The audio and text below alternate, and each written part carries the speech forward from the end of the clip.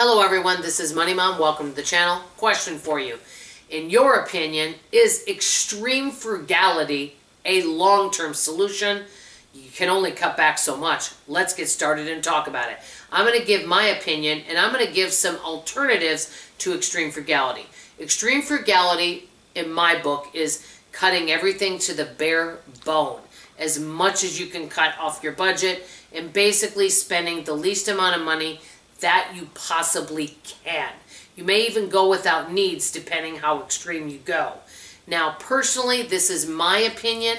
I think extreme frugality can be really positive for shorter periods of time, whether it's to pay off debt, to save for something special.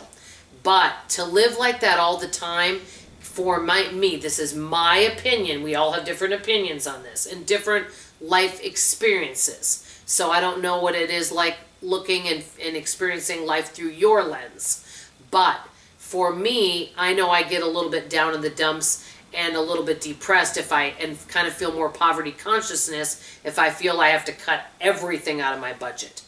But I enjoy doing it for short periods of time to meet financial goals.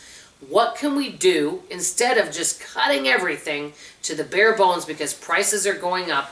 What are some other possible solutions to extreme frugality? I wrote some down. You can give me your opinion and share some ideas that you have. Instead of extreme frugality, what else can we do to pay off debt, to combat rising prices? What are some solutions? First, figure out ways to get creative and make money. Some people will do all sorts of little things on the side, from babysitting.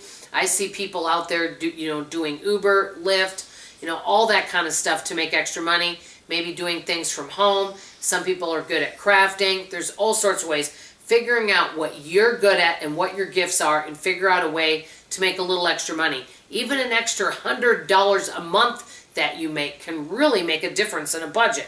The next thing, rent out anything that you have. Some people rent out a room that they have. I know one person that rents out camping equipment. There's all different things that you might be able to rent out for a small fee, as long as you know the people will take good care of it, and you can make a little extra money that way. Another thing that I think is so important, and it's kind of a lost art in many ways, is network with others. When you're out and about, and if you feel people are friendly, find out what they do for a living. Hey, is anyone looking for extra help where you are?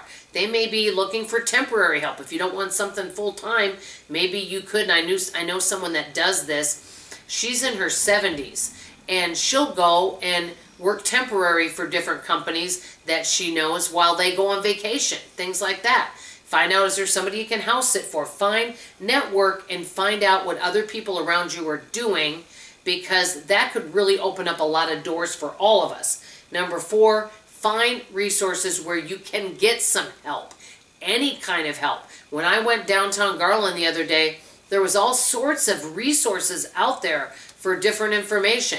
You might find, I remember once, this was a long time ago, I was going to this hospital that offered all sorts of free types products and classes that you could take to learn all this information. I mean, the more we get out there in the community, and the more we network with other people and find what resources we have out there. Like another thing, that right down the street from us, they have an elementary school. And during the summer, they offer some free summer programs and free lunch to kids that stop by. Find out what resources are out there that in your community that may be low cost or free. So that is really important. Also, local churches, find out if they have any programs. Next thing, go back to school possibly if you can't afford it. There's all sorts of free education online and free courses. You just have to research. Right now, people don't even, they could go to college, and getting a degree can be really helpful.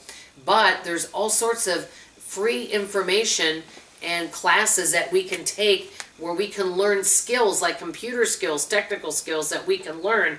And you can even, sometimes a computer store will offer free classes, or the senior center offers free classes. Find out where you can get this stuff free or low cost. Another one, the YouTube channel Raising Wildflowers. Really love them.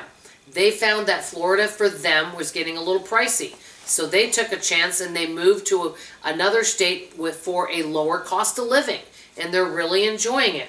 And so you may need to move. I've thought about moving myself. Now with moving, there is an expense with that. I will agree on that. Another thing, start a business. I know it may incur a cost to do that, but some people will have a little cottage business. I have a friend of mine that makes delicious homemade fudge, and she sells that, and has helped her pay for, a plane ticket to go back home to Minnesota to visit family or to buy Christmas gifts. I mean, just a little ways here and there. And she actually went to a wedding, or she didn't go to the wedding. There was somebody she knew that was getting married, and they, instead of having cake, they wanted homemade fudge. And so she did homemade fudge for their wedding and made money doing that. So if you want to start a business, there's all sorts of creative ideas of things that you can do. And last but not least, you can volunteer, because those volunteer opportunities could open up doors where you're networking with others, and it may turn into a little side hustle or side gig. These are just some ideas I came up with. I'm sure there's a lot more. Some may work for you, some may not, but I'd rather give you guys 8 ideas and only one of them work than 1 or 2 ideas. So the more ideas, the better. The more we sit down and do a brain dump and talk together and share our ideas together with this great community, maybe we can really help other people that do read the comments and might put some of these ideas into place, and it could help out their family. So let me know what you guys think.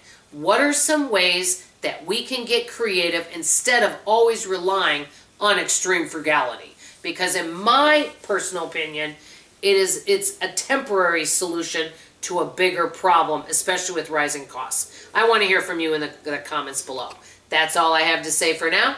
I love you, I appreciate you, and I sure hope you come back for tomorrow morning's video. Bye-bye now.